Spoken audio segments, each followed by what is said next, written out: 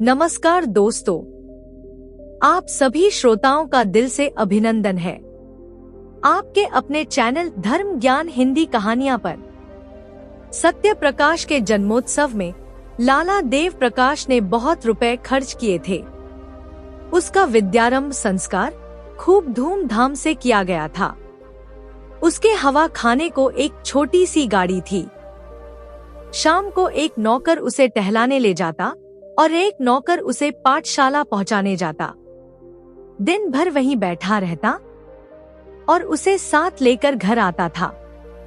कितना सुशील होनहार बालक था। गोरा मुखड़ा, बड़ी बड़ी आंखें, ऊंचा मस्तक, पतले पतले लाल अधर भरे हुए पांव। उसे देखकर सहसा मुंह से निकल पड़ता था, भगवान इसे लंबी उम्र दे, बड़ा ही प्रतापी मनुष्य होगा। उसकी बल बुद्धि की प्रखरता पर लोगों को आश्चर्य होता था। नित्य उसके मुखचंद्र पर हंसी खेलती रहती थी। कभी किसी ने उसे हट करते या रोते नहीं देखा था। वर्षा के दिन थे। देव प्रकाश पत्नी को लेकर गंगा स्नान करने गए। नदी खूब चढ़ी हुई थी। उनकी पत्नी निर्मला जल में बैठकर जल क्रीड़ा करने लगी। कभी आगे जाती, कभी पीछे जाती, कभी डुबकी मारती, कभी अंजलियों से छींटे उड़ाती। देव प्रकाश ने कहा, अच्छा, अब पानी से बाहर निकलो, वरना सर्दी हो जाएगी। निर्मला ने कहा, कहो जी, मैं छाती तक पानी में चली जाऊं। देव प्रकाश, और जो कहीं पैर फिसल जाए तो? निर्मला, पैर क्या फिसलेगा? यह कहकर वह छाती तक पानी में चली गई। पति ने कहा, अच्छा, अब आगे पैर ना रखना। किंतु निर्मला के सिर पर तो जैसे मौत खेल रही थी। यह जल क्रीड़ा नहीं, मृत्यु क्रीड़ा थी। उसने एक पग और आगे बढ़ाया और फिसल गई। मुंह से एक चीख निकली। दोनों हाथ सहारे के लिए ऊपर उठे और फिर जलमग्न हो गए। एक ही पल में प्यासी नदी उसे पी गई। देव प्रकाश खड़े तौलिया से देह पोंछ रहे थे। तुरंत ही पानी में कूदे। साथ का कहार भी कूदा और दो मल्लाह भी कूद पड़े। सबने डुबकियां मारी, सब जगह टटोला, पर निर्मला का पता ना चला। तब डोंगी मंगवाई गई। मल्लाह ने बार बार गोते मारे, पर लाश हाथ ना आई। देव प्रकाश शोक में डूबे हुए घर आए। सत्य प्रकाश किसी उपहार की आशा से दौड़ा आया। पिता ने गोद में उठा लिया और बड़े यत्न करने पर भी अपनी सिसकी को ना रोक सके। सत्य प्रकाश ने पूछा, अम्मा कहाँ है? देव प्रकाश ने रूंधे गले से कहा, बेटा, गंगा मैया ने उन्हें न्योता खाने के लिए रोक लिया। सत्य प्रकाश ने उनके मुख की ओर जिज्ञासापूर्ण भाव से देखा। उनके कहने का आशय समझ गया और अम्मा अम्मा कहकर रोने लगा। मातृहीन बालक संसार का सबसे करुणाजनक प्राणी है। दीन से दीन प्राणियों को भी ईश्वर का आधार होता है, जो उनके हृदय को सहलाता रहता है। मातृहीन बालक इस आधार से वंचित होता है। माता ही उसके जीवन का एकमात्र आधार होती है। माता के बिना वह पंखहीन पक्षी है। सत्य प्रकाश को एकांत से प्रेम हो गया। घंटों अकेला बैठा रहता था। वृक्षों में उसे कुछ कुछ सहानुभूति का अज्ञात सा अनुभव होता था, जो घर के प्राणियों से उसे ना मिलती थी। माता का प्रेम था तो सभी प्रेम करते थे। माता का प्रेम उठ गया तो सभी निष्ठुर हो गए। पिता की आंखों में भी वह प्रेम ज्योति ना रही। दरिद्र को कौन भिक्षा देता है? 6 महीने बीत गए। सहसा एक दिन उसे मालूम हुआ कि मेरी नई माता आने वाली है। दौड़ा दौड़ा पिता के पास गया और पूछने लगा, क्या मेरी नई माता आएंगी? पिता ने कहा, हाँ बेटा, वे आकर तुम्हें प्यार करेंगी। सत्य प्रकाश, क्या मेरी ही माँ स्वर्ग से आ जाएंगी? देव प्रकाश, हाँ वही माता आ जाएंगी। सत्य प्रकाश, मुझे उसी तरह प्यार करेंगी? देव प्रकाश इसका क्या उत्तर देते, मगर सत्य प्रकाश उस दिन से प्रसन्न मन रहने लगा। अम्मा आएंगी, मुझे गोद में लेकर प्यार करेंगी। अब मैं उन्हें कभी दिख ना करूंगा, कभी जिद ना करूंगा, उन्हें अच्छी कहानियां सुनाया करूंगा। विवाह के दिन आए, घर में तैयारियां होने लगी। सत्य प्रकाश खुशी से फूला ना समाता। मेरी नई अम्मा आएंगी। बारात में वह भी गया। नए नए कपड़े मिले। पालकी पर बैठा। नानी ने अंदर बुलाया और उसे गोद में लेकर एक अशर्फी दी। वही उसे नई माता के दर्शन हुए। नानी ने नई माता से कहा, बेटी कैसा सुंदर बालक है, इसे खूब प्यार करना। सत्य प्रकाश ने नई माता को देखा और मुग्ध हो गया। बच्चे भी रूप के उपासक होते हैं। एक लावण्यमयी मूर्ति आभूषण से लदी हुई सामने खड़ी थी। उसने दोनों हाथों से उसका आंचल पकड़कर कहा, अम्मा, कितना अरुचिकर शब्द था, कितना लज्जायुक्त, कितना अप्रिय। वह लड़की जो देवप्रिया नाम से संबोधित होती थी, यह उत्तरदायित्व, त्याग और क्षमा का संबोधन सहन ना कर सकी। अभी वह प्रेम और विलास के स्वप्न देख रही थी। यौवन काल की मदमय वायु तरंगों में आंदोलित हो रही थी। इस शब्द ने उसके स्वप्न को भंग कर दिया। कुछ रुष्ट होकर बोली, मुझे अम्मा मत कहो। सत्य प्रकाश ने विस्मित नेत्रों से देखा। उसका बाल स्वप्न भी भंग हो गया। आंखें डबडबा गईं। नानी ने कहा, बेटी देखो, लड़के का दिल छोटा हो गया। वह क्या जाने क्या कहना चाहिए। अम्मा कह दिया तो तुम्हें कौन सी चोट लग गई? देवप्रिया ने कहा, मुझे अम्मा ना कहे। सौत का पुत्र विमाता की आंखों में क्यों इतना खटकता है? इसका निर्णय तो आज तक किसी मनोभाव के पंडित भी नहीं कर पाए। फिर हम किस गिनती में हैं?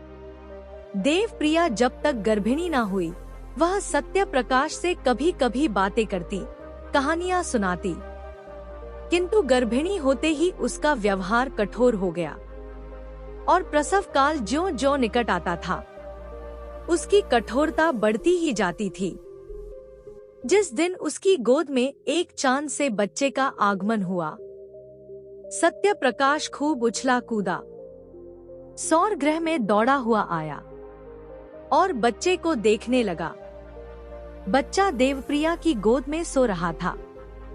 सत्य प्रकाश ने बड़ी उत्सुकता से बच्चे को विमाता की गोद से उठाना चाहा कि सहसा देवप्रिया ने सरोष स्वर में कहा, खबरदार, इसे मत छूना, नहीं तो कान पकड़कर उखाड़ लूंगी।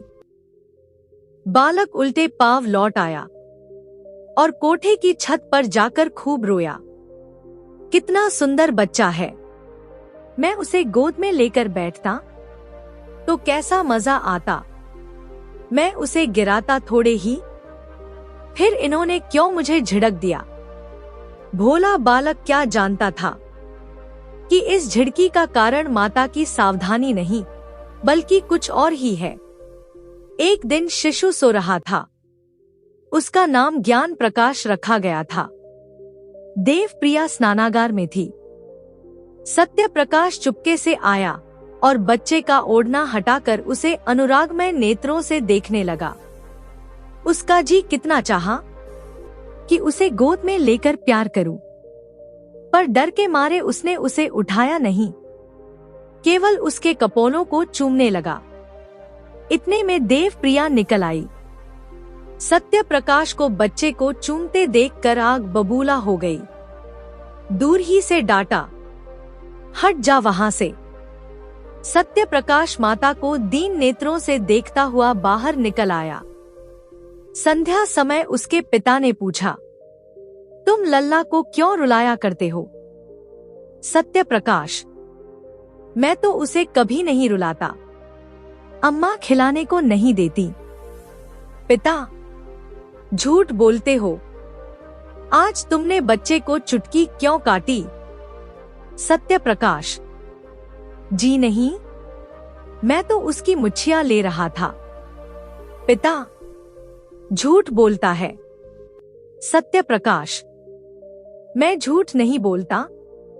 देव प्रकाश को क्रोध आ गया, लड़के को 2-3 तमाचे लगाए। पिता से पहली बार यह ताड़ना मिली थी, और वह भी निरपराध। इस घटना ने उसके जीवन की काया पलट कर दी। उस दिन से सत्य प्रकाश के स्वभाव में एक विचित्र परिवर्तन दिखाई देने लगा। अब वह घर में बहुत कम आता। पिता आते तो उनसे मुंह छिपाता फिरता। कोई खाना खाने को बुलाने आता तो चोरों की भांति दुबका हुआ जाकर खा लेता। ना कुछ मांगता, ना कुछ बोलता। पहले अत्यंत कुशाग्र बुद्धि था। उसकी सफाई, सलीके और फुर्ती पर लोग मुग्ध हो जाते थे। अब वह पढ़ने से जी चुराता, मैले कुचैले कपड़े पहने रहता। घर में कोई प्रेम करने वाला ना था। बाजार के लड़कों के साथ गली गली घूमता। और तो और गालियां बकना भी सीख गया। शरीर से भी दुर्बल हो गया। चेहरे की कांति भी गायब हो गई। देव प्रकाश को अब आए दिन उसकी शरारतों के उलाहने मिलने लगे, और सत्य प्रकाश अब हर दिन घुड़कियां और तमाचे खाने लगा। यहाँ तक कि अगर वह घर में किसी काम से चला जाता तो सब लोग बहाने से उसे दूर दूर दौड़ाते। ज्ञान प्रकाश को पढ़ाने के लिए मास्टर आता था। देव प्रकाश उसे रोज सैर कराने साथ ले जाते। हंसमुख लड़का था। देव प्रिया उसे सत्य प्रकाश के साथ से भी बचाती रहती थी। दोनों लड़कों में कितना अंतर था। एक साफ सुथरा सुंदर कपड़े पहने, शील और विनय का पुतला, बिल्कुल सच बोलने वाला। देखने वालों के मुंह से अनायास ही दुआ निकल आती थी। दूसरा मैला कुचैला, नटखट चोरों की तरह मुंह छिपाए हुए, मुंहफट, बात बात पर गालियां बकने वाला। एक हरा भरा पौधा था, प्रेम से प्लावित, स्नेह से सिंचित। दूसरा सूखा हुआ टेढ़ा पल्लवहीन नव वृक्ष था, जिसकी जड़ों को एक मुद्दत से पानी नहीं नसीब हुआ। एक को देखकर पिता की छाती ठंडी होती थी, दूसरे को देखकर देह में आग लग जाती थी। आश्चर्य यह था कि सत्य प्रकाश को अपने छोटे भाई से लेश मात्र भी ईर्ष्या नहीं थी। अगर उसके हृदय में कोई कोमल भाव शेष रह गया था तो वह अपने भाई के प्रति स्नेह था। उस मरुभूमि में बस यही एक हरियाली थी। सत्य प्रकाश अपने भाई को अपने से कहीं ऊंचा, कहीं भाग्यशाली समझता था। उसमें ईर्ष्या का भाव ही लोप हो गया था। घृणा से घृणा उत्पन्न होती है, और प्रेम से प्रेम। ज्ञान भी बड़े भाई को चाहता था।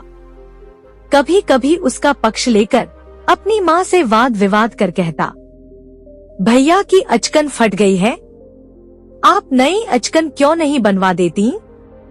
माँ उत्तर देती, उसके लिए वही अचकन अच्छी है। अभी क्या, कभी तो वह नंगा भी फिरेगा। ज्ञान प्रकाश बहुत चाहता था कि अपने जेब खर्च से बचाकर कुछ अपने भाई को दे, पर सत्य प्रकाश कभी इसे स्वीकार ना करता था। वास्तव में जितनी देर वह छोटे भाई के साथ रहता, उतनी देर उसे एक शांतिमय आनंद का अनुभव होता। थोड़ी देर के लिए वह सद्भावों के साम्राज्य में विचरने लगता। उसके मुख से कोई भद्दी और अप्रिय बात ना निकलती। एक क्षण के लिए उसकी सोई हुई आत्मा जाग उठती। एक बार कई दिन तक सत्य प्रकाश मदरसे ना गया। पिता ने पूछा, तुम आजकल पढ़ने क्यों नहीं जाते? क्या सोच रखा है? मैंने तुम्हारी जिंदगी भर का ठेका ले रखा है। सत्य प्रकाश, मेरे ऊपर जुर्माने और फीस के कई रुपए हो गए हैं। जाता हूँ तो दर्जे से निकाल दिया जाता हूँ। देव प्रकाश, फीस क्यों बाकी है? तुम तो महीने के महीने ले लिया करते हो ना। सत्य प्रकाश, आए दिन चंदे लगा करते हैं, फीस के रुपए चंदे में दे दिए। देव प्रकाश, और जुर्माना क्यों हुआ? सत्य प्रकाश, फीस ना देने के कारण। देव प्रकाश, तुमने चंदा क्यों दिया? सत्य प्रकाश, ज्ञानू ने चंदा दिया तो मैंने भी दिया। देव प्रकाश, तुम ज्ञानू से जलते हो। सत्य प्रकाश, मैं ज्ञानू से क्यों जलने लगा? यहाँ मैं और ज्ञान दो हैं, बाहर हम और वह एक समझे जाते हैं। मैं यह नहीं कहना चाहता कि मेरे पास कुछ नहीं है। देव प्रकाश, क्यों यह कहते शर्म आती है? सत्य प्रकाश, जी हाँ, इससे आपकी बदनामी होगी। देव प्रकाश, अच्छा, तो आप मेरी मान रक्षा करते हैं। यह क्यों नहीं कहते कि अब पढ़ना लिखना मुझे मंजूर नहीं है, मेरे पास इतना रुपया नहीं कि तुम्हें एक एक क्लास में 3-3 साल पढ़ाऊं और ऊपर से तुम्हारे खर्च के लिए भी प्रति मास कुछ दूं। ज्ञान बाबू तुमसे कितना छोटा है, लेकिन तुमसे एक ही दर्जा नीचे है। तुम इस साल जरूर ही फेल होगे और वह जरूर ही पास होकर अगले साल तुम्हारे साथ हो जाएगा। तब तो तुम्हारे मुंह में कालिख लगेगी। सत्य प्रकाश, विद्या मेरे भाग्य में ही नहीं है। देव प्रकाश, तब तुम्हारे भाग्य में क्या है? सत्य प्रकाश, भीख मांगना। देव प्रकाश, तो फिर मेरे घर से निकल जाओ और जाकर भीख मांगो। उसी समय देव प्रिया भी आ गई और आग में घी डालते हुए बोली, शर्माता तो बिल्कुल ही नहीं है। देखा कैसे बातों का जवाब देता है। सत्य प्रकाश, जिनके भाग्य में भीख मांगना होता है वही बचपन में अनाथ हो जाते हैं। देव प्रिया, ये जली कटी बातें अब मुझसे ना सही जाएंगी। मैं हमेशा खून का सा घूंट पी पी कर रह जाती हूँ। देव प्रकाश, बेहया है, कल से इसका नाम कटवा दूंगा। भीख मांगनी है तो भीख ही मांगे। दूसरे दिन सत्य प्रकाश ने घर से निकलने की तैयारी कर दी। उसकी उम्र अब 16 साल की हो गई थी। इतनी बातें सुनने के बाद अब उसे उस घर में रहना असह्य हो गया था। जब हाथ पांव ना थे, किशोरावस्था की असमर्थता थी, तब तक अवहेलना, निरादर, निष्ठुरता, भर्त्सना सब कुछ सहकर घर में रहता था। अब हाथ पांव हो गए थे, उस बंधन में क्यों रहता? आत्मसम्मान आशा की भांति बहुत चिरंजीवी होता है। गर्मी के दिन थे, दोपहर का समय, घर के सब प्राणी सो रहे थे। सत्य प्रकाश ने अपनी धोती बगल में दबाई, छोटा सा बैग हाथ में लिया, चुपके से बैठक से निकलने ही वाला था कि उसी समय ज्ञानू आ गया और उसे कहीं जाने को तैयार देखकर बोला, कहाँ जाते हो भैया? सत्य प्रकाश, जाता हूँ, कहीं नौकरी करूंगा। ज्ञानू, मैं जाकर अम्मा से कह देता हूँ। सत्य प्रकाश, तो फिर मैं तुमसे छिपकर चला जाऊंगा। ज्ञानू, क्यों चले जाओगे? तुम्हें मेरी जरा भी मोहब्बत नहीं? सत्य प्रकाश ने भाई को गले लगाकर कहा, तुम्हें छोड़कर जाने को जी तो नहीं चाहता, लेकिन जहाँ कोई पूछने वाला नहीं है वहाँ पड़े रहना बेहयाई है। कहीं 10-5 की नौकरी कर लूंगा और पेट पालता रहूंगा, और मैं किस लायक हूँ? ज्ञानू, तुमसे अम्मा इतना क्यों चिढ़ती हैं? मुझे भी तुमसे मिलने को मना किया करती हैं। सत्य प्रकाश, मेरे नसीब खोटे हैं और क्या। ज्ञानू, तुम लिखने पढ़ने में जी नहीं लगाते। सत्य प्रकाश, लगता ही नहीं, कैसे लगाऊं? जब कोई परवाह नहीं करता तो मैं भी सोचता हूँ नसीब में ठोकरे खाना लिखा है तो ठोकरे ही खा लूंगा। ज्ञानू, मुझे भूल तो ना जाओगे?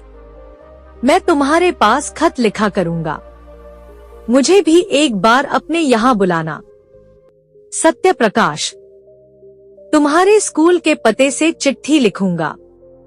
ज्ञानू रोते रोते बोला, मुझे ना जाने क्यों तुम्हारी बड़ी मोहब्बत लगती है। सत्य प्रकाश, मैं तुम्हें सदैव याद रखूंगा। यह कहकर उसने फिर भाई को गले लगाया और घर से निकल पड़ा।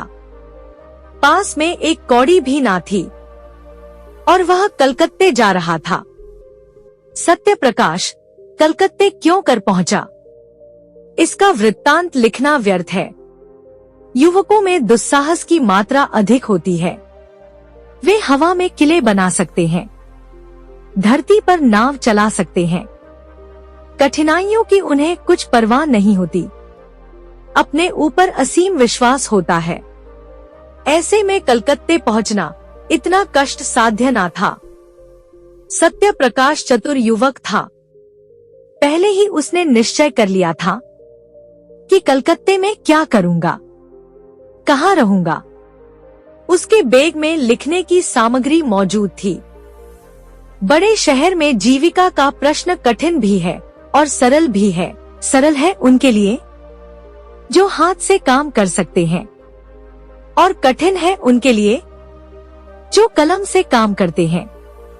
सत्य प्रकाश मजदूरी करना नीच काम समझता था। उसने एक धर्मशाला में असबाब रखा। बाद में शहर के मुख्य स्थानों का निरीक्षण करके एक डाकघर के सामने लिखने का सामान लेकर बैठ गया और अनपढ़ मजदूरों की चिट्ठियां और मनी ऑर्डर आदि लिखने का व्यवसाय करने लगा। पहले कई दिन तो उसको इतने पैसे भी ना मिले कि भर पेट भोजन कर लेता, लेकिन धीरे धीरे आमदनी बढ़ने लगी। वह मजदूरों से इतने विनय के साथ बातें करता और उनके समाचार इतने विस्तार से लिखता कि बस वे पत्र को सुनकर बहुत प्रसन्न हो जाते। अशिक्षित लोग एक ही बात को 2-3 बार लिखाते हैं। उनकी दशा ठीक वैसे ही रोगियों की सी होती है जो वैद्य से अपनी व्यथा और वेदना का वृत्तांत कहते नहीं थकते। सत्य प्रकाश सूत्र को व्याख्या का रूप देकर मजदूरों को मुग्ध कर देता था।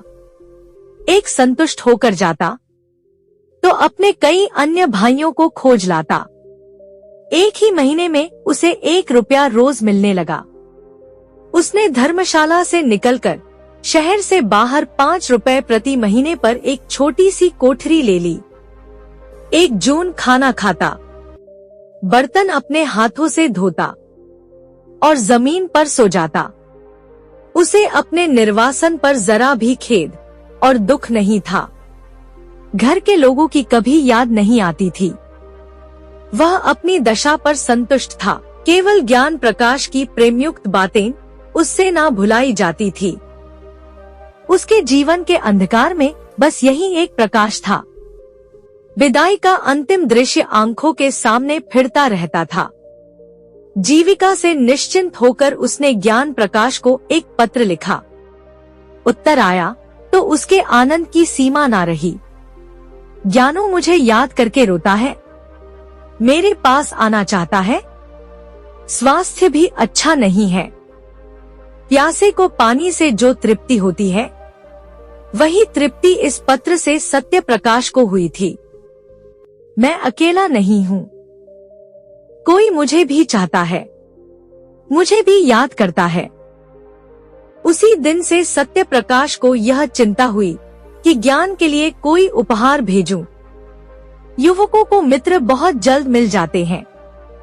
सत्य प्रकाश को भी कई युवकों से मित्रता हो गई थी। उनके साथ कई बार सिनेमा देखने गया था।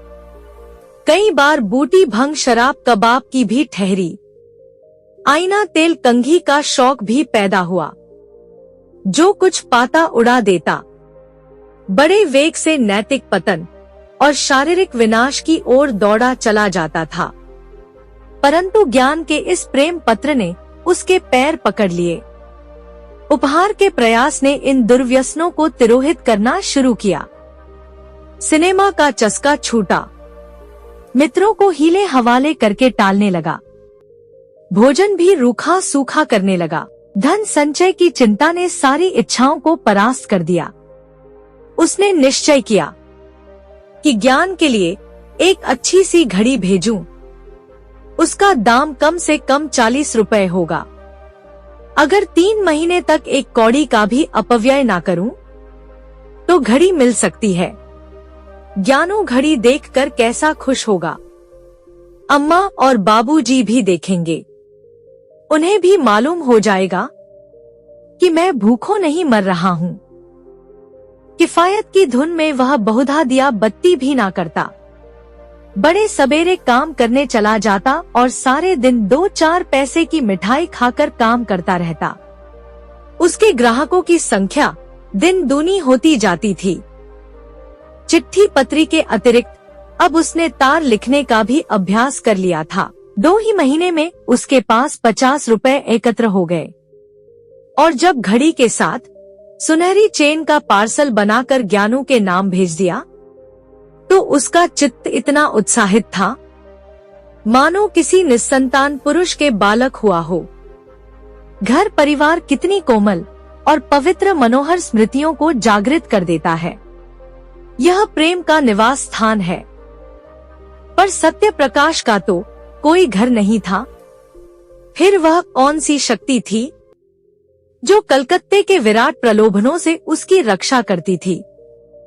ना माता का प्रेम, ना पिता का स्नेह, ना बाल बच्चों की चिंता। उसका रक्षक, उद्धारक, उसका पारितोषिक केवल ज्ञान प्रकाश का स्नेह था।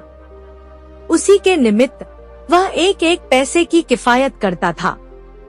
उसी के लिए वह कठिन परिश्रम करता था और धनोपार्जन के नए नए उपाय सोचता था। उसे ज्ञान प्रकाश के पत्रों से मालूम हुआ था कि इन दिनों देव प्रकाश की आर्थिक स्थिति अच्छी नहीं है।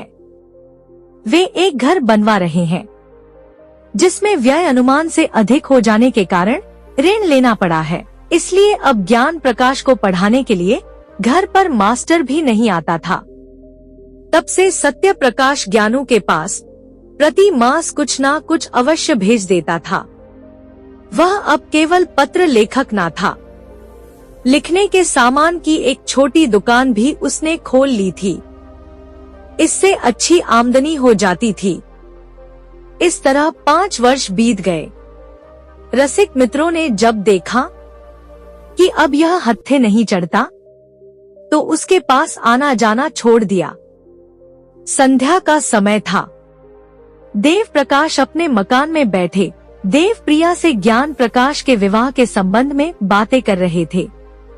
ज्ञानू अब वर्ष का सुंदर युवक था। बाल विवाह के विरोधी होने पर भी देव प्रकाश अब इस शुभ मुहूर्त को ना टाल सकते थे। विशेषतः जब कोई महाशय 50,000 रुपए की नकदी दहेज में देने को प्रस्तुत हो। देव प्रकाश, मैं तो तैयार हूँ, लेकिन तुम्हारा लड़का भी तो तैयार हो। देव प्रिया, तुम बातचीत पक्की कर लो, वह तो तैयार हो ही जाएगा। सभी लड़के पहले नहीं करते हैं। देव प्रकाश, ज्ञानों का इनकार केवल संकोच का इनकार नहीं है, वह सिद्धांत का इनकार है। वह साफ साफ कह रहा है कि जब तक भैया का विवाह ना होगा, मैं अपना विवाह करने पर राजी नहीं हूँ। देव प्रिया, उसकी कौन चलावे? वहाँ कोई रखेल रखली होगी, विवाह क्यों करेगा? वहां कोई देखने जाता है? देव प्रकाश झुंझला कर बोला, रखेल रख ली होती तो तुम्हारे लड़के को 40 रुपए महीने ना भेजता और ना वे चीजें ही देता जो पहले महीने से अब तक बराबर देता चला आ रहा है। ना जाने क्यों तुम्हारा मन उसकी ओर से इतना मैला हो गया है। वह चाहे अपनी जान निकाल कर भी दे दे, लेकिन तुम ना पसीजोगी। देवप्रिया नाराज होकर चली गई। देव प्रकाश उससे यही कहलाना चाहते थे कि पहले सत्य प्रकाश का विवाह करना उचित है, किंतु वह कभी इस प्रसंग को आने ही ना देती थी। स्वयं देव प्रकाश की यह हार्दिक इच्छा थी कि पहले बड़े लड़के का विवाह करें, पर उन्होंने भी आज तक सत्य प्रकाश को कोई पत्र ना लिखा था। देवप्रिया के चले जाने के बाद उन्होंने आज पहली बार सत्य प्रकाश को पत्र लिखा।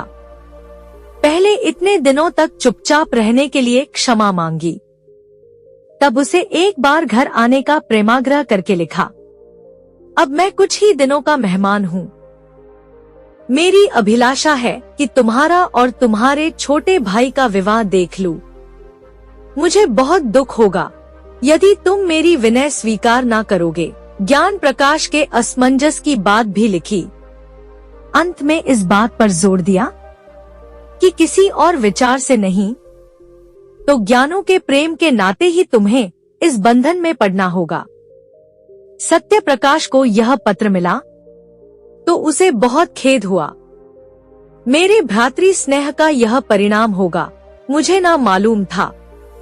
इसके साथ ही उसे यह ईर्ष्यामय आनंद भी हुआ कि अम्मा और दादा को अब तो कुछ मानसिक पीड़ा होगी। मेरी उन्हें क्या चिंता थी। मैं तो मर भी जाऊं तो भी उनकी आंखों में आंसू ना आए। 7 वर्ष हो गए, कभी भूल कर भी पत्र ना लिखा कि मरा है या जीता है। अब कुछ चेतावनी मिलेगी। ज्ञान प्रकाश अंत में विवाह करने पर राजी तो हो जाएगा, लेकिन सहज में नहीं। कुछ ना हो, पर मुझे एक बार तो अपने इनकार के कारण लिखने का अवसर मिला। ज्ञानों को मुझसे प्रेम है, लेकिन उसके कारण मैं पारिवारिक अन्याय का दोषी ना बनूंगा। हमारा पारिवारिक जीवन संपूर्णतः अन्यायमय है। यह कुमत, वैमनस्य, क्रूरता और नृशंसता का बीजारोपण करता है। इसी माया में फंसकर मनुष्य अपनी संतान का शत्रु हो जाता है। ना भैया, मैं आंखों देखकर यह मक्खी ना निगलूंगा। मैं ज्ञानों को समझाऊंगा अवश्य। मेरे पास जो कुछ जमा है वह सब उसके विवाह के निमित्त अर्पण भी कर दूंगा। बस इससे ज्यादा मैं और कुछ नहीं कर सकता। अगर ज्ञानों भी अविवाहित रहे तो क्या यह संसार सूना हो जाएगा? ऐसे पिता का पुत्र क्या वंश परंपरा का पालन ना करेगा? क्या उसके जीवन में फिर वही अभिनय ना दोहराया जाएगा जिसने मेरा सर्वनाश कर दिया? दूसरे दिन सत्य प्रकाश ने 500 रुपए पिता के पास भेजे और पत्र का उत्तर लिखा कि मेरा अहोभाग्य जो आपने मुझे याद किया। ज्ञानों का विवाह निश्चित हो गया। इसके लिए बहुत बहुत बधाई। इन रुपयों से नववधू के लिए कोई आभूषण बनवा दीजिएगा। रही मेरे विवाह की बात, मैंने अपनी आंखों से जो कुछ देखा है और मेरे सिर पर जो कुछ बीता है उस पर ध्यान देते हुए यदि मैं कुटुंब पाश में फंसूं तो मुझसे बड़ा उल्लू भरे संसार में ना होगा। मुझे आशा है आप मुझे क्षमा करेंगे। विवाह की चर्चा से ही मेरे हृदय को बहुत आघात पहुंचता है। दूसरा पत्र उसने ज्ञान प्रकाश को लिखा कि माता पिता की आज्ञा को शिरोधार्य करो। मैं तो अनपढ़ मूर्ख बुद्धिहीन आदमी हूँ। मुझे विवाह करने का कोई अधिकार नहीं है। मैं तुम्हारे विवाह के शुभोत्सव में सम्मिलित ना हो सकूंगा, लेकिन मेरे लिए इससे बढ़कर आनंद और संतोष का कोई विषय नहीं हो सकता। देव प्रकाश यह पढ़कर अवाक रह गए। फिर आग्रह करने का साहस ना हुआ। देव प्रिया ने नाक सिकोड़ कर कहा, यह लौंडा केवल देखने को सीधा है, कैसा सो कोस से बैठा हुआ, बर्छियों से छेद रहा है। किंतु ज्ञान प्रकाश ने यह पत्र पढ़ा तो उसे मर्माघात पहुंचा। दादा और अम्मा के अन्याय ने ही उन्हें यह भीषण व्रत धारण करने पर बाध्य किया है। इन्हीं ने उन्हें निर्वासित किया है, और शायद सदा के लिए। ना जाने अम्मा को उनसे क्यों इतनी जलन हुई। मुझे तो अब याद आता है कि किशोरावस्था ही से वे बड़े आज्ञाकारी, विनयशील और गंभीर थे। अम्मा की बातों का उन्हें जवाब देते नहीं सुना। मैं अच्छे से अच्छा खाता था, फिर भी उनके तेवर कभी मैले ना हुए। हालांकि उन्हें मुझसे जलना चाहिए था। ऐसी दशा में अगर उन्हें गृहस्थ जीवन से घृणा हो गई तो आश्चर्य ही क्या। फिर मैं ही क्यों इस विपत्ति में फंसूं? कौन जाने मुझे भी ऐसी ही परिस्थिति का सामना करना पड़े। भैया ने बहुत सोच समझ कर यह धारणा की है। संध्या समय जब उसके माता पिता बैठे हुए इसी समस्या पर विचार कर रहे थे, तभी ज्ञान प्रकाश ने आकर कहा, मैं कल भैया से मिलने जाऊंगा। देव प्रिया, क्या तुम कलकत्ते जाओगे? ज्ञान, जी हाँ। देव प्रिया, उसी को यहाँ क्यों नहीं बुलाते? ज्ञान, उन्हें कौन मुंह लेकर बुलाऊं? आप लोगों ने पहले ही मेरे मुंह में कालिख लगा दी है। ऐसा देव पुरुष आप लोगों के कारण विदेश में ठोकर खा रहा है, और मैं इतना निर्लज्ज हो जाऊं? देव प्रिया, अच्छा चुप रह। नहीं ब्याह करना है तो ना कर, पर जले पर नोन मत छिड़क। माता पिता का धर्म है, इसलिए कहती हूँ। नहीं तो यहाँ ठेंगे को भी परवाह नहीं है। तू चाहे ब्याह कर, चाहे क्वारा रह, पर मेरी आंखों से दूर हो जा। ज्ञान, क्या मेरी सूरत से भी घृणा हो गई? देव प्रिया, जब तू हमारे कहने ही में नहीं तो जहां चाहे रह। हम भी समझ लेंगे कि भगवान ने लड़का ही नहीं दिया। देव, क्यों व्यर्थ में ऐसे कटुवचन बोलती हो? ज्ञान, अगर आप लोगों की यही इच्छा है तो यही होगा। जब देव प्रकाश ने देखा कि बात का बतंगर हुआ जाता है, तो ज्ञान प्रकाश को इशारे से टाल दिया और पत्नी के क्रोध को शांत करने की चेष्टा करने लगे। मगर देव प्रिया फूट फूट कर रो रही थी और बार बार कहती थी, मैं इसकी सूरत नहीं देखूंगी। अंत में देव प्रकाश ने चिढ़कर कहा, तुम्ही ने तो कटुवचन बोलकर उसे उत्तेजित किया है। देव प्रिया, यह सब विष उसी चांडाल ने बोया है जो यहाँ से 7 समुद्र पार बैठा मुझे मिट्टी में मिलाने का उपाय कर रहा है। मेरे बेटे को मुझसे छीनने के लिए उसने यह प्रेम का स्वांग भरा है। मैं उसकी नस नस पहचानती हूँ। उसका यह मंत्र मेरी जान लेकर छोड़ेगा। नहीं तो मेरा ज्ञानू, जिसने कभी मेरी बात का जवाब नहीं दिया, यो मुझे ना जलाता। देव, अरे तो क्या वह विवाह ही ना करेगा? अभी गुस्से में अनाप शनाप बक गया है। जरा शांत हो जाएगा तो मैं समझा कर राजी कर लूंगा। इसके बाद देव प्रकाश ने ज्ञान को समझाकर कहा, तुम्हारी माता इस शोक से मर जाएगी। किंतु ज्ञान पर पिता की बातों का कुछ असर ना हुआ। उसने एक बार भी पिता की हाँ में हाँ मिलाकर विवाह की सहमति नहीं दी। निदान पिता भी निराश होकर बैठ रहे। 3 साल तक प्रतिवर्ष विवाह के दिनों में यही प्रश्न उठता रहा, पर ज्ञान प्रकाश अपनी प्रतिज्ञा पर अटल रहा। माता का रोना धोना निष्फल हुआ। हाँ, उसने माता की एक बात मान ली। वह भाई से मिलने कलकत्ता ना गया। इन 3 सालों में घर में बड़ा परिवर्तन हो गया। देवप्रिया की तीनों कन्याओं का विवाह हो गया। अब घर में उसके सिवा कोई स्त्री ना थी। सोना घर उसे फाड़े खाता था। जब वह निराश और क्रोध से पागल हो जाती तो सत्य प्रकाश को खूब जी भर कर कोसती। मगर दोनों भाइयों में प्रेम पत्र व्यवहार बराबर होता रहता था। देव प्रकाश के स्वभाव में एक विचित्र सी उदासीनता प्रकट होने लगी। उन्होंने पेंशन ले ली थी और प्रायः धर्म ग्रंथों का अध्ययन भी किया करते थे। ज्ञान प्रकाश ने भी आचार्य की उपाधि प्राप्त कर ली थी और एक विद्यालय में अध्यापक हो गए थे। देवप्रिया अब संसार में अकेली थी। देवप्रिया अपने पुत्र को गृहस्थी की ओर खींचने के लिए हर दिन टोने टोटके किया करती। बिरादरी में कौन सी कन्या सुंदरी है, गुणवती है, सुशिक्षिता है, पुत्र के सामने उसका बखान किया करती। पर ज्ञान प्रकाश को इन बातों के सुनने की भी फुर्सत ना थी। मोहल्ले के और घरों में नित्य ही विवाह होते रहते थे। बहुएं आती थी, उनकी गोद में बच्चे खेलने लगते थे।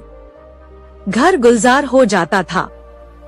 कहीं विदाई होती थी, कहीं बधाइयां आती थी, कहीं गाना बजाना होता था, कहीं बाजे बजते थे। यह चहल पहल देखकर देवप्रिया का चित्त चंचल हो जाता। उसे मालूम होता मैं ही संसार में सबसे अभागिनी हूँ। मेरे ही भाग्य में यह सुख भोगना नहीं बदा है। भगवान ऐसा भी कोई दिन आएगा कि मैं अपनी बहू का मुखचंद्र देखूंगी, उसके बालकों को गोद में खिलाऊंगी। वह भी कोई दिन होगा कि मेरे घर में भी आनंदोत्सव के मधुर गान की ताने उठेंगी। रात दिन यही बातें सोचते सोचते देवप्रिया की दशा उन्मादिनी की सी हो गई। आप ही आप सत्य प्रकाश को कोसने लगती। वही मेरे प्राणों का घातक है।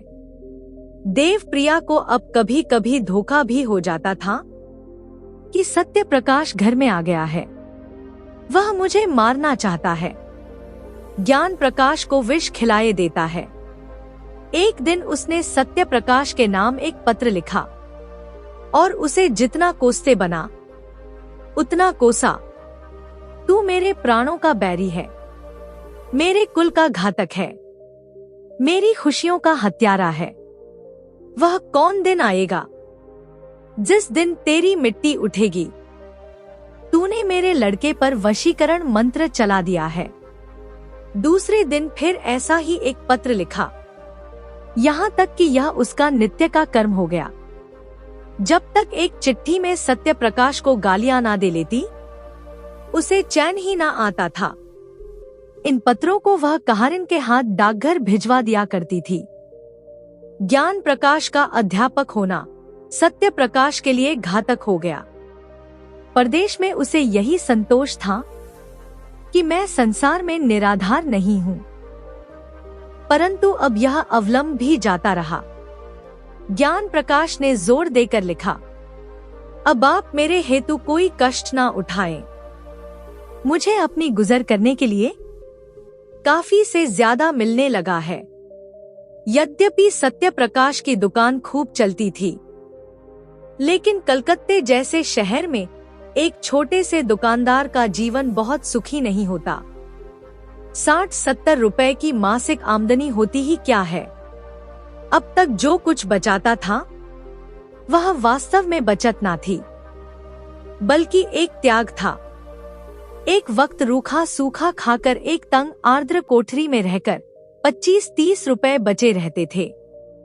अब दोनों वक्त भोजन करने लगा, कपड़े भी जरा साफ पहनने लगा। मगर थोड़े ही दिनों में उसके खर्च में औषधियों की एक मद बढ़ गई और फिर वही पहले की सी दशा हो गई। बरसों तक शुद्ध वायु, प्रकाश और पुष्टिकर भोजन से वंचित रहकर अच्छे से अच्छा स्वास्थ्य भी नष्ट हो सकता है। सत्य प्रकाश को भी अरुचि और मंदाग्नि आदि रोगों ने आ घेरा। कभी कभी ज्वर भी आ जाता। युवावस्था में आत्मविश्वास होता है, किसी अवलंब की परवाह नहीं होती। वयोवृद्धि दूसरों का मुंह ताकती है, आश्रय ढूंढती है। सत्य प्रकाश पहले सोता तो एक ही करवट में सबेरा हो जाता। कभी बाजार से पूरियां लेकर खा लेता, कभी मिठाइयों पर टाल देता। पर अब रात को अच्छी तरह नींद नहीं आती थी। बाजारी भोजन से घृणा हो गई। रात को घर आता तो थक कर चूर चूर हो जाता था। उस वक्त चूल्हा जलाना, भोजन पकाना बहुत अखरता था। कभी कभी वह अपने अकेलेपन पर रोता था। रात को जब किसी तरह नींद न आती तो उसका मन किसी से बातें करने को लालायत होने लगता। पर वहां निशांतकार के सिवाय और कौन था? दीवालों के कान चाहे हों, पर मुंह ही नहीं होता। इधर ज्ञान प्रकाश के पत्र भी अब कम आते थे, और वे भी रूखे। उनमें अब हृदय के सरल भावों का लेश भी ना होता था। सत्य प्रकाश अब भी वैसे ही भावमय पत्र लिखता था। पर एक अध्यापक के लिए भावुकता कब शोभा देती है। शनय शनय सत्य प्रकाश को भ्रम होने लगा कि ज्ञान प्रकाश भी मुझसे निष्ठुरता करने लगा है। नहीं तो क्या मेरे पास 2-4 दिन के लिए आना असंभव था? मेरे लिए तो घर का द्वार बंद है, पर उसे कौन सी बाधा ने रोक रखा है? उस गरीब को क्या मालूम कि यहाँ ज्ञान प्रकाश ने माता से कलकत्ते ना जाने की कसम खा रखी है। इस भ्रम ने उसे और भी हताश कर दिया। उसके मन में अब एक नई आकांक्षा अंकुरित हुई। क्यों ना घर लौट चलूं? किसी संगिनी के प्रेम में क्यों ना शरण लूं? वह सुख और शांति और कहां मिल सकती है? मेरे जीवन के निराशांधकार को और कौन ज्योति आलोकित कर सकती है? वह इस आवेश को अपनी संपूर्ण विचार शक्ति से रोकता था। वह सोचता, मुझे विधाता ने सब सुखों से वंचित कर दिया है। नहीं तो मेरी दशा ऐसी हीन क्यों होती? मुझे ईश्वर ने बुद्धि ना दी थी। क्या मैं श्रम से जी चुराता था? अगर बालपन में ही मेरे उत्साह और अभिरुचि पर तुषार ना पड़ गया होता, मेरी बुद्धि शक्तियों का गला ना घोंट दिया गया होता, तो मैं आज आदमी होता। पेट पालने के लिए इस विदेश में ना पड़ा रहता। नहीं, मैं अपने ऊपर यह अत्याचार ना करूंगा। 10 महीनों तक सत्य प्रकाश के मन और बुद्धि में यह संग्राम होता रहा। एक दिन वह दुकान से आकर चूल्हा जलाने जा रहा था कि अचानक डाकिये ने पुकारा। ज्ञान प्रकाश के सिवाय उसके पास और किसी के पत्र न आते थे। आज सवेरे ही उसका पत्र आ चुका था। फिर यह दूसरा पत्र क्यों? सहसा उसे किसी अनिष्ट की आशंका हुई। पत्र लेकर पढ़ने लगा। एक ही क्षण में पत्र उसके हाथ से छूटकर गिर पड़ा और वह सिर थाम कर बैठ गया कि जमीन पर ना गिर पड़े। यह देवप्रिया की विषयुक्त लेखनी से निकला हुआ जहर का प्याला था, जिसने एक पल में उसे संज्ञाहीन कर दिया। उसकी सारी मर्मांतक व्यथा, क्रोध, नैराश्य, कृतघ्नता और ग्लानि केवल एक ठंडी सांस में समाप्त हो गई।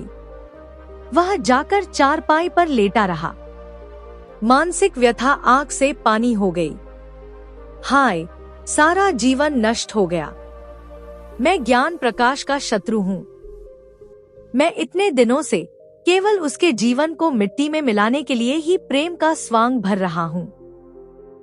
हे भगवान, इस बात के तुम ही साक्षी हो। दूसरे दिन फिर देवप्रिया का पत्र पहुंचा। सत्य प्रकाश ने उसे लेकर फाड़ डाला। पढ़ने की हिम्मत ना पड़ी। एक ही दिन पीछे तीसरा पत्र पहुंचा। उसका भी वही अंत हुआ। फिर तो जैसे वह एक नित्य का कर्म हो गया। देवप्रिया का पत्र आता और फाड़ दिया जाता, किंतु देवप्रिया का अभिप्राय बिना पढ़े ही पूरा हो जाता था। सत्य प्रकाश के मर्मस्थान पर एक चोट और पड़ जाती थी। 1 महीने की भीषण हार्दिक वेदना के बाद सत्य प्रकाश को जीवन से घृणा हो गई।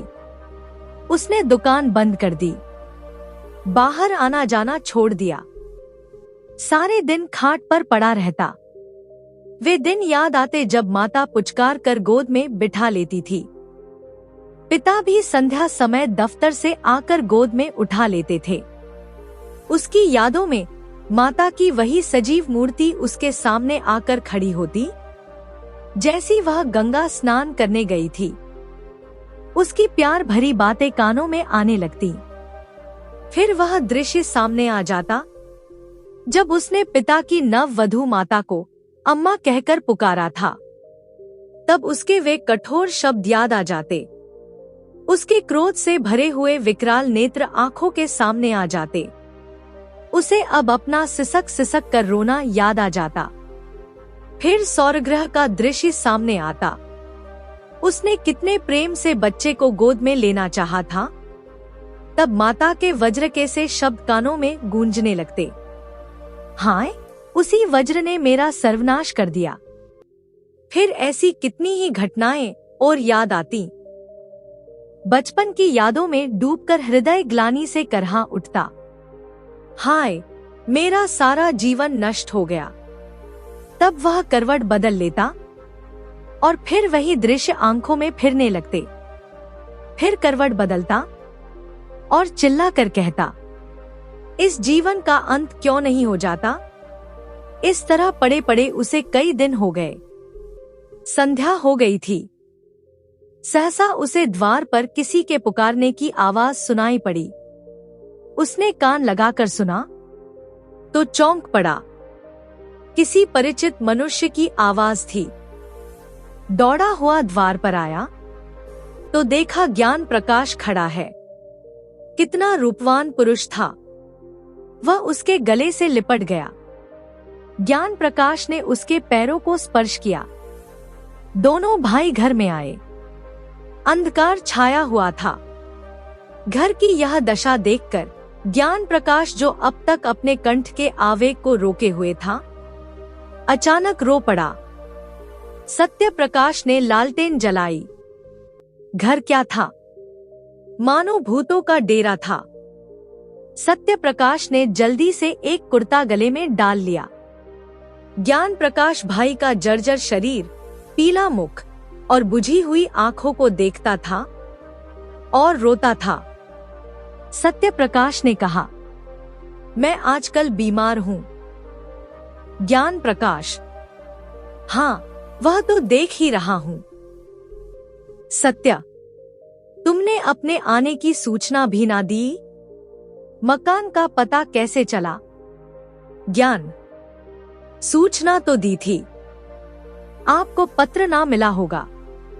सत्य, अच्छा, हाँ दी होगी। पत्र दुकान में डाल गया होगा। मैं इधर कई दिनों से दुकान नहीं गया। घर पर सब कुशल तो हैं। ज्ञान, माता जी का देहांत हो गया। सत्य, अरे, क्या बीमार थी? ज्ञान, जी नहीं, मालूम नहीं क्या खा लिया। इधर उन्हें उन्माद सा हो गया था। पिताजी ने कुछ कटुवचन कहे थे, शायद इसी पर कुछ खा लिया। सत्य, पिताजी तो कुशल से हैं। ज्ञान, हाँ, अभी मरे नहीं हैं। सत्य, अरे, क्या बहुत बीमार हैं? ज्ञान, माता ने विष खा लिया तो वे उनका मुंह खोलकर दवा पिला रहे थे। माता जी ने जोर से उनकी 2 उंगलियां काट ली। वही विष उनके शरीर में पहुंच गया। तब से सारा शरीर सूज गया है। अस्पताल में पड़े हुए हैं। बचने की आशा नहीं है। सत्य, तब तो सारा घर ही चौपट हो गया। ज्ञान, ऐसे घर को अब से बहुत पहले चौपट हो जाना चाहिए था। तीसरे दिन दोनों भाई प्रातःकाल कलकत्ते से विदा होकर चल दिए। दोस्तों, कहानी अच्छी लगी हो तो इसे लाइक करके हमारे चैनल को सब्सक्राइब जरूर कर लीजिएगा। धन्यवाद दोस्तों।